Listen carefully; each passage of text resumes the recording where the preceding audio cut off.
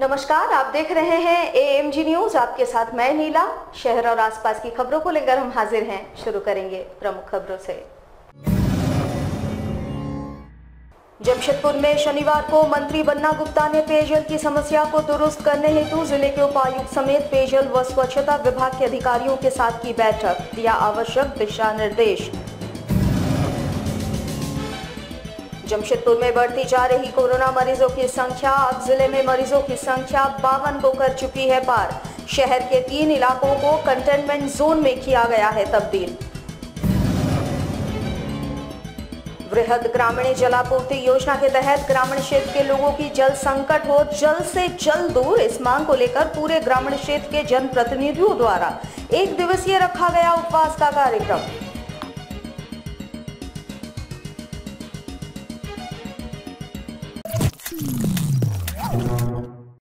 अब खबरें विस्तार से।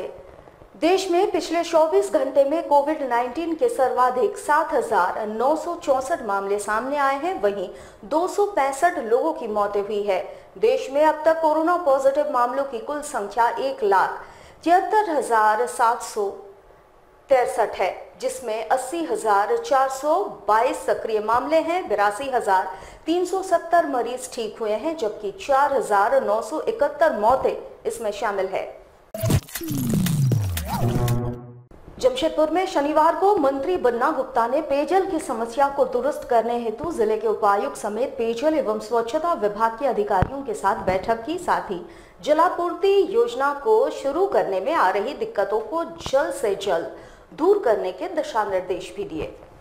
मंत्री बन्ना गुप्ता ने जमशेदपुर परिसदन में जिले के उपायुक्त, मानगो नगर निगम, जमशेदपुर अधिसूचित क्षेत्र समिति, जुगसलई नगर पालिका, पेयजल एवं स्वच्छता विभाग और जुस्पो के अधिकारियों के साथ बैठक की। वैसे बैठक में जमशेदपुर पूर्वी में चल रहे मोहरदार जलापूर्ति योजना के अलावे मानगो और जुगसलई में पेयजल संकट से कैसे निपटा जाए, इस पर चर्चा हुई।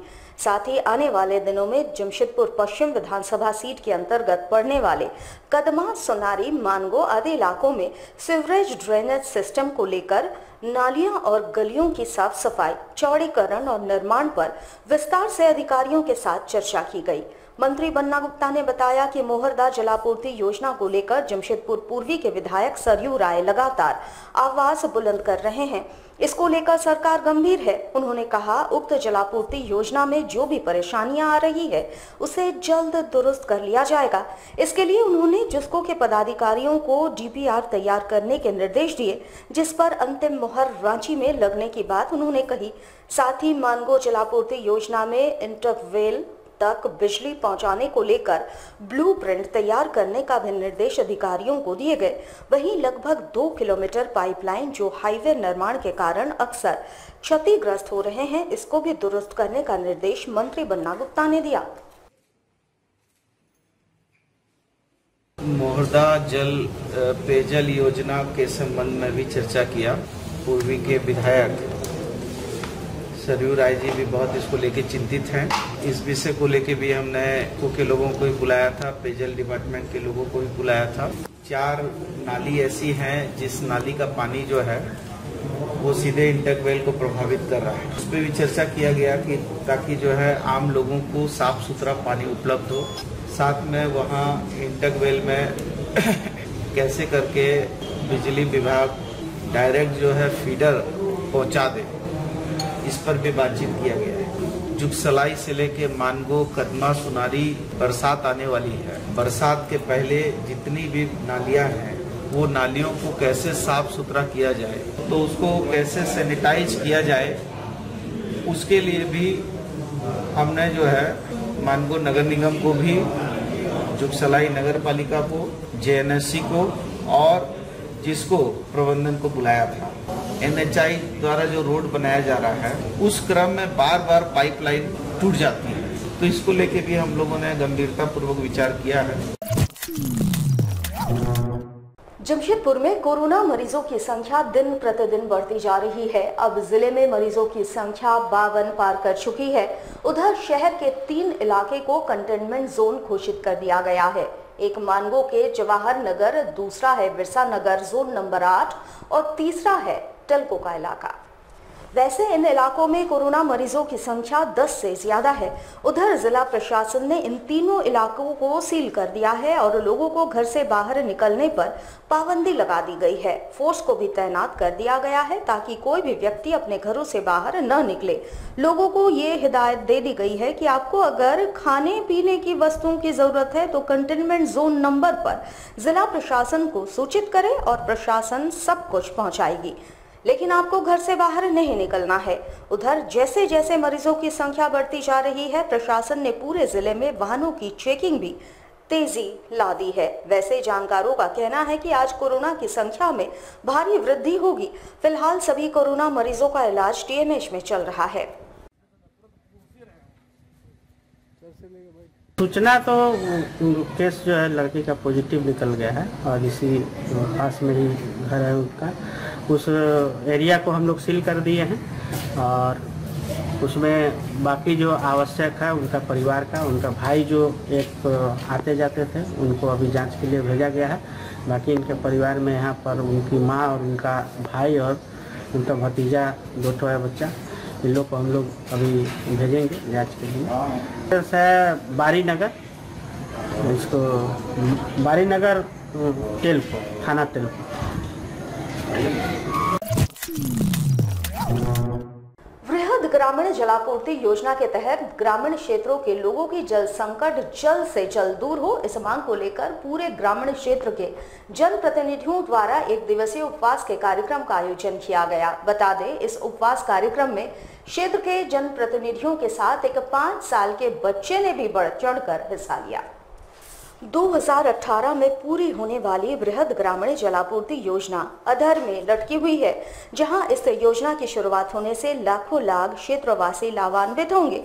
वहीं इस योजना के अधर में लटक जाने से क्षेत्रवासियों के समक्ष वृहद जल संकट उत्पन्न हो गई है। जल्द से जल्द इस योजना के तहत कार्य आरंभ हो, इस मांग को लेकर पूरे ग्रामीण क्षेत्र के जनप्रतिनिधियों ने आंदोलन का रूप अख्तियार कर लिया है, जहां इनके द्वारा पूरे बागबेड़ा क्षेत्र में छोटे छोटे समूहों में बंटकर एक दिवसीय उपवास का आयोजन किया गया और राज्य सरकार का ध्यान इस ओर आकृष्ट करने की कोशिश की गई। इतना ही नहीं, स्थिति इतनी विकराल हो गई है कि 5 साल के बच्चे को भी इस आंदोलन में कूदना पड़ा। वहीं क्षेत्र के जिला परिषद सदस्य ने जूस पिलाकर 5 साल के बच्चे के साथ अन्य जनप्रतिनिधियों का उपवास तोड़वाया और अपनी मांगों से संबंधित उपायुक्त के नाम का ज्ञापन बागबेड़ा थाना प्रभारी को सौंपा, ताकि जल्द से जल्द इस योजना का लाभ स्थानीय लोगों को मिल सके।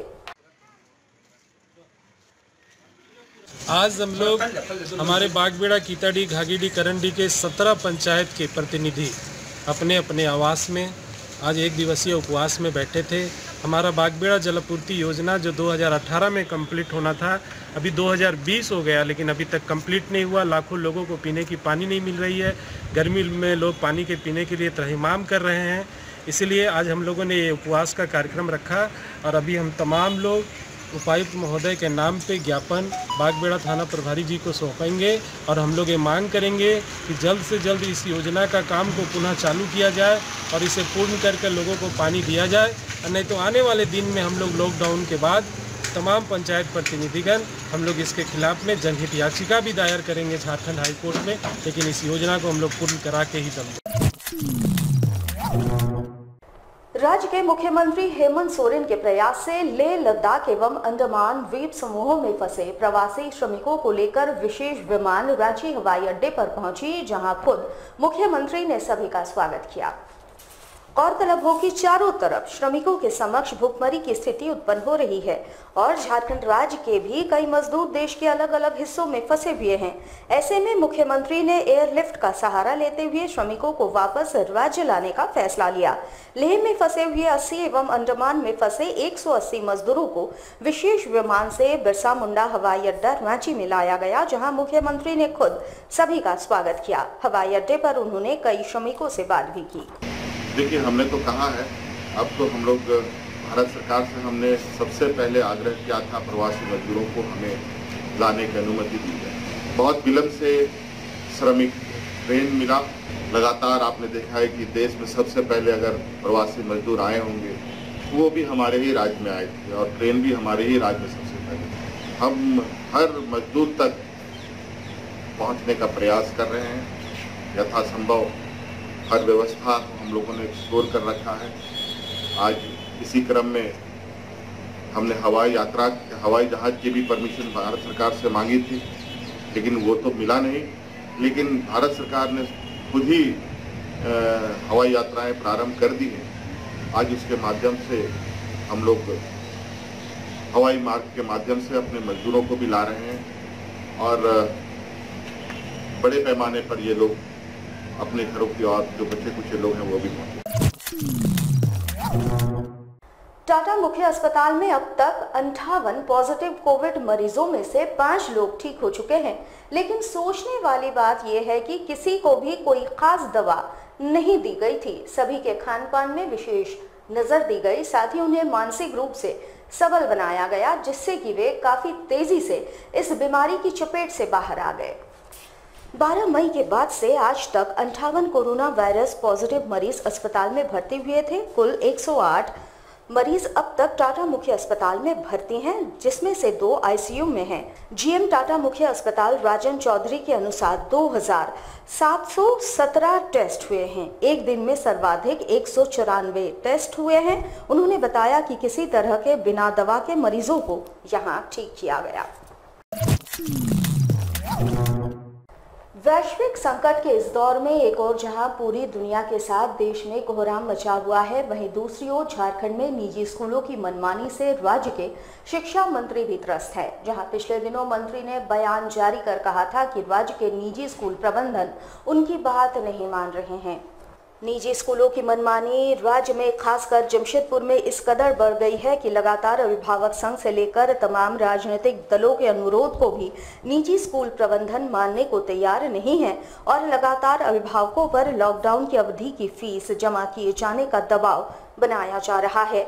वहीं आज भारतीय जनता पार्टी के युवा इकाई जिला मुख्यालय पहुंचे, जहां उन्होंने राज्य के मुख्यमंत्री के नाम जिले के उपायुक्त को एक सूत्री ज्ञापन सौंपा। वहीं सौंपे गए ज्ञापन के माध्यम से भाजयुमो नेता सुमित श्रीवास्तव ने बताया कि सरकार को निजी स्कूलों की मनमानी रोकने को लेकर अविलंब अध्यादेश लाकर सख्त कानून बनाना चाहिए। उन्होंने कहा कि वैश्विक महामारी के इस दौर में निजी शिक्षण संस्थानों का रवैया कहीं से भी मानवीय नहीं है। मैं शिक्षा मंत्री जी को एक ही चीज में आकृष्ट करते हुए कहना चाहूँगा कि शिक्षा मंत्री पूरे शिक्षा जगत का और पूरे प्रदेश का आईना होता है, केवनहार होता है। आपकी सरकार है पूर्ण बहुमत की सरकार और आपका बयान बड़े ही दुर्भाग्यपूर्ण बयान है। अगर आप में जरा सा भी झारखंड के लोगों के प्रति दर्द है इस मुद्दे पर, तो सरकार आपकी है। आप नोटिफिकेशन जारी कीजिए, नया कड़ा कानून बनाइए और उसे आप लागू कराइए। देखिए अंग्रेजी माध्यम स्कूल कैसे उसका अनुपालन नहीं करते हैं, उन्हें बातों का अनुपालन करना होगा। केवल आग्रह से नहीं, अब ठोस फैसले का वक्त है, ठोस कार्रवाई का वक्त है। और आप मुख्यमंत्री जी को हम लोग इसीलिए आज आग्रह कर रहे हैं कि आप इस पर अविलंब पहल करें मुख्यमंत्री जी, और इस मुद्दे पर झारखंड की जनता को आप राहत देने की पहल करें। जमशेदपुर में चौथे लॉकडाउन के अंतिम चरण में सिंहभूम चैम्बर ऑफ कॉमर्स के द्वारा शहर के छोटे छोटे दुकानदारों की समस्याओं को लेकर राज्य के मंत्री बन्ना गुप्ता के साथ मुलाकात की गई। साथ ही राज्य सरकार से इनके दुकानों को खुलवाए जाने की मांग की गई। 31 दिसंबर को लॉकडाउन के चौथे चरण का अंतिम दिन है। हालांकि पूर्व से ही राज्य के मुख्यमंत्री ने लॉकडाउन को आगे बढ़ाने का संकेत दिया है। ऐसे में कई छोटी बड़ी दुकानें हैं जो लॉकडाउन के शुरुआत से ही बंद है। इतने दिनों से दुकान बंद होने पर अब उन छोटे व्यापारियों की कमर टूट चुकी है और उनके समक्ष भुखमरी की स्थिति आन पड़ी है। ऐसे में इन दुकानों को कुछ नियमों के साथ खोले जाने की अपील को लेकर सिंहभूम चैम्बर के सदस्यों ने मंत्री बन्ना गुप्ता के साथ मुलाकात की। वैसे मंत्री ने इस विषय में राज्य के मुख्यमंत्री से बात कर इसके हल निकाले जाने का आश्वासन इन्हें दिया। देखिए, माननीय स्वास्थ्य मंत्री से आज हम लोग सब मिले हैं दुकानदार लोग के साथ में कि लॉकडाउन पीरियड का बयान आया पेपर में कि फिर बढ़ने का विचार कर रही है झारखंड सरकार, तो उसको लेके छोटे दुकानदार सभी मरमाहत है।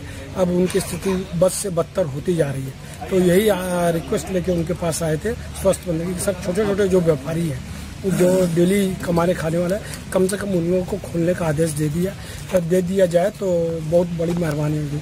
माननीय स्वास्थ्य मंत्री श्री बन्ना गुप्ता जी ने बहुत ही पेशेंस से हम लोग की बातों को सुना है और उन्होंने आश्वासन दिया है कि आप सिंबम चैम्बर की तरफ से तो लिख के दे दीजिए, मैं आपकी बातों को मुख्यमंत्री के समक्ष दूंगा और कोशिश करूंगा कि इस जो लॉकडाउन ये समाप्त हो रहा है उसमें ये दुकानें सब खुल जाए। जमशेदपुर के बागबेड़ा कॉलोनी में शुद्ध जल को लेकर हर घर आंदोलन की शुरुआत की गई है, जहां दूसरे दिन भी धरना प्रदर्शन और स्थानीय लोगों में जनप्रतिनिधियों के खिलाफ आक्रोश देखा गया।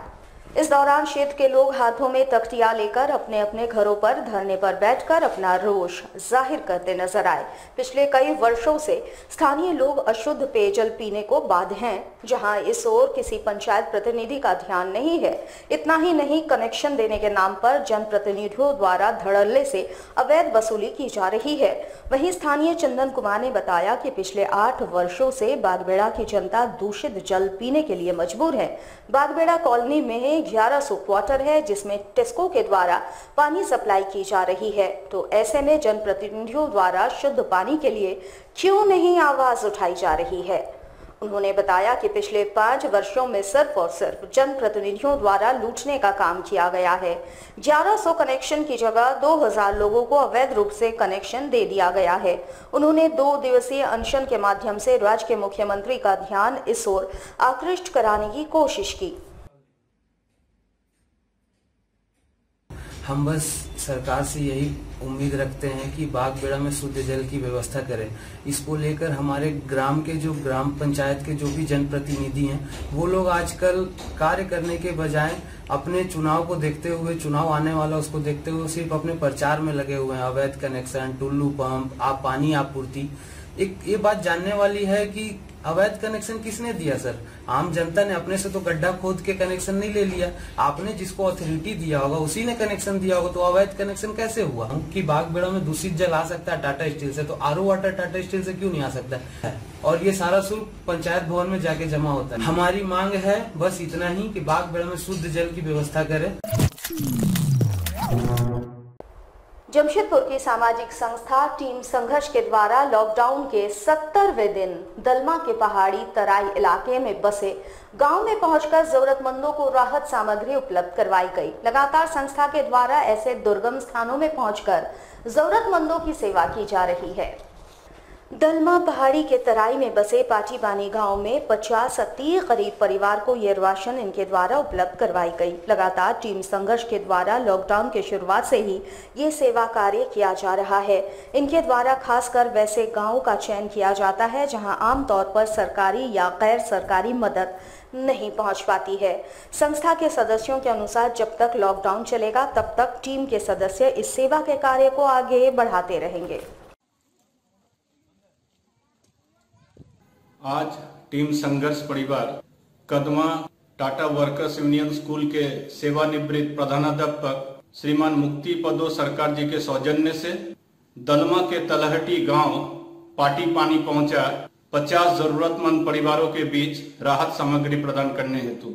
काफी जरूरतमंद लोगों के बीच आज टीम संघर्ष परिवार इस लॉकडाउन के 70वां दिन अपनी सेवाएं प्रदान की है और अभी भी टीम संघर्ष परिवार हारा नहीं है।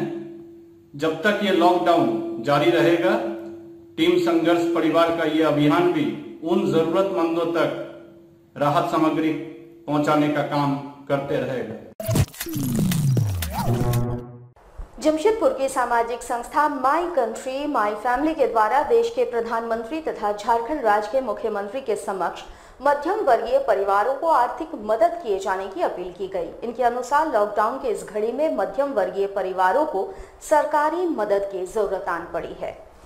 संस्था के सदस्यों ने कहा कि उनके द्वारा पत्राचार के माध्यम से देश के प्रधानमंत्री को इससे संबंधित मांग पत्र सौंपा गया है और वहां से इस पर विचार करने हेतु राज्य सरकार को पत्र अग्रेषित की गई है। इन्होंने कहा कि वैसे परिवार जिनके पास राशन कार्ड नहीं है और न ही बीपीएल के तहत वे आते हैं, लेकिन लॉकडाउन के कारण उनकी आर्थिक स्थिति बद से बदतर हो गई है, ऐसे में उन्हें इस वक्त वाकई सरकारी मदद की आवश्यकता है।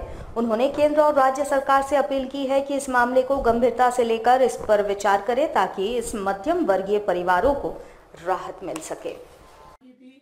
कि आज बहुत ऐसे देश के प्रधानमंत्री केंद्र सरकार से मांग की थी कि बहुत से ऐसे परिवार हैं जिनके पास सरकारी नौकरी नहीं है, बहुत से ऐसे परिवार हैं जिनके पास प्राइवेट में जॉब नहीं है और लगातार लॉकडाउन की वजह से उनकी घर की गृहस्थी चलाना मुश्किल हो गया है। उनके बच्चों का स्कूल फीस या फिर घर बिजली बिल या पानी बिल और जो घर के राशन की जरूरत रहती है, कि ये ऐसे परिवार हैं जिन्हें जो गरीबी रेखा के अंतर्गत भी नहीं आते हैं। तो ऐसे परिवार के लिए सरकार एक योजना लाए और उनकी आर्थिक मदद करे। जैसा कि देश की आर्थिक स्थिति को पटरी में लाने के लिए 20 लाख करोड़ का सरकार ने पैकेज केंद्र सरकार ने लाया, तो उसी पर मैंने देश के प्रधानमंत्री को पत्र लिखकर मांग की थी और केंद्र सरकार द्वारा मेरी इस प्रपोजल को हमारे राज्य सरकार तक फॉरवर्ड किया है। तो मैं उम्मीद करता हूं कि जल्द से जल्द हमारे राज्य के मुख्यमंत्री श्री हेमंत सोरेन जी इसको ध्यान में रखते हुए एक अच्छा प्रपोजल बनाकर केंद्र सरकार को दें, ताकि मध्यम वर्ग परिवार जो है, जो बहुत ही हालात अभी लॉकडाउन खुल जाने के बाद भी कम से कम 2 से 3 महीने ऐसे परिवार की आर्थिक स्थिति बहुत ही दयनीय रहेगी। हमारे साथ लगातार जुड़े रहने के लिए आप हमें YouTube पर जरूर सब्सक्राइब करें। आज के लिए बस इतना ही। कल आपसे फिर मिलेंगे कुछ नई खबरों के साथ। तब तक के लिए AMG न्यूज की पूरी टीम को दीजिए इजाजत। नमस्कार।